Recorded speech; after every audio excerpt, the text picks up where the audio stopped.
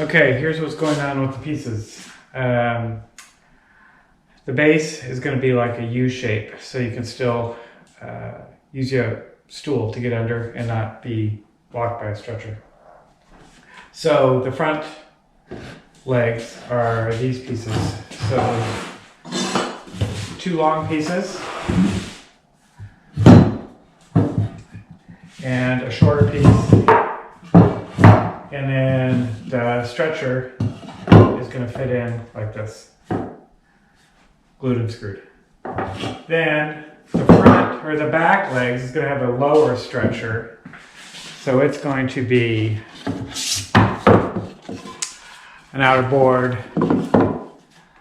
another board. The back stretcher is going to go all the way over. Then another sandwich. And then the front, or the top stretcher, all lines up. And then we'll sandwich that. And these will be flush, flush. So basically, I'm making a mortise and tenon, but I'm building up around it. So back legs, front legs,